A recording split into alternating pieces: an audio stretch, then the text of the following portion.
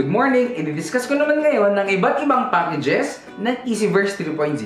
Alam ko na gustuhan mo ang Neoverse, pero ito yung mas maganda. Kung gusto mong seryosohin yung business at gusto mong i-workout ng todo yung negosyo at gusto mong kumita ng mas malaki, I suggest don't settle for Neoverse. Go for Technoverse, Digiverse, or Megaverse. So ano yung difference ng tatlo na to? Pag sinabi yung Technoverse, ang package nito is worth 48,999 pesos. Ang maganda sa Technoverse, ang products na babalik sa'yo is worth 61,000 pesos. And of course, meron kang free 6 accounts. Ang tawag natin dyan is PPS or Performance Privilege Slot. Ang maganda nito guys, the moment na magkameron ka ng dalawa na nag-join sa'yo, na nag-avail ng Easyverse package, automatic lalabas ang iyong 6 na free slot or yung PPS natin. Ang maganda dyan, ang direct referral bonus kapag naka-Technoverse ka is 10,000 pesos. Meaning every tao na mag-join sa'yo na nag-avail ng Technoverse, kikita ka ng 10,000 pesos. Ang good news guys, ang kailangan lang natin gawin kapag naka-Technoverse ka, ang isa mo na goal is makumpleto ang 8 na tao under your accounts. Yung 8 tao na yon, katulad mo, mag-avail din ng Technoverse. And guess what? Kapag yung 8 yon, nag-join din at nag-avail ng Technoverse, kita ka ng 246,400 pesos. Yun yung first level. Ito yung good news. Yung second level, meaning kapag yung 8 tao na nag-avail ng package, tinulungan mo at nakakuha rin sila ng 8 under their accounts na parang ganito. Kikita ng additional 518,400 pesos. Total, sa 2 levels na kumpleto mo, yung Technoverse packages under your team, kikita ka ng total of 764,800 pesos. Maganda.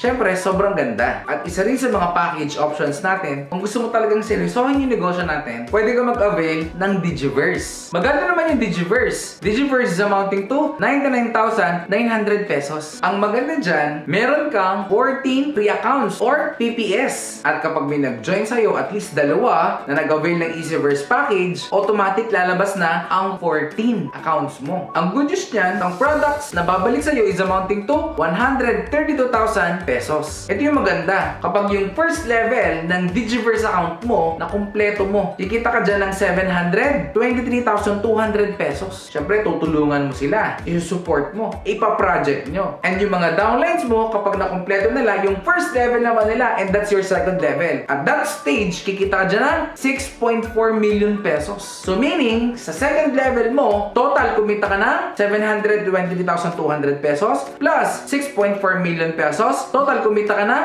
7.1 million pesos kapag naka-Digiverse package ka. Ang maganda sa Digiverse package, ang direct referral bonus is 20,000 pesos. Kaya guys, kung gusto mo talaga ng sulit na package at mas malaking kitaan, I suggest go for Digiverse. At ang ultimate package natin sa Easyverse, ang tawag natin is the Megaverse. Magkano ang Megaverse package? The Megaverse package is amounting to 199,800 pesos. Ang maganda dyan, ang babalik sa'yo na products is amounting to 279,000 pesos. At ang pinakamalupit niyan, ang direct referral bonus sa Megaverse is 30,000 pesos. Meaning, every Megaverse na mag-avail ng package under your team, kikita ka ng 30,000 pesos sa direct referral bonus. At ito yung pinakamalupit. Meron kang additional 30 free accounts or PPS accounts. Meaning, total kapag naka-Megaverse ka, you have 31 accounts. And imagine mo na lang kung gaano kalaki ang kikitain ng 31 accounts mo kapag nakumpleto ang first level at second level mo as Megaverse. Kaya guys, I suggest, kung gusto mo talagang seryosohin ng Easyverse 3.0 at kung gusto mo kumita ng malaki, don't settle for just Neoverse. Go for Megaverse. Pwede ka mag-start ng Neoverse, pwede mong i-upgrade sa Technoverse, pwede mong i-upgrade sa Digiverse, at pwede mong i-upgrade sa Megaverse. Again guys, this is Coach Jobs and God bless.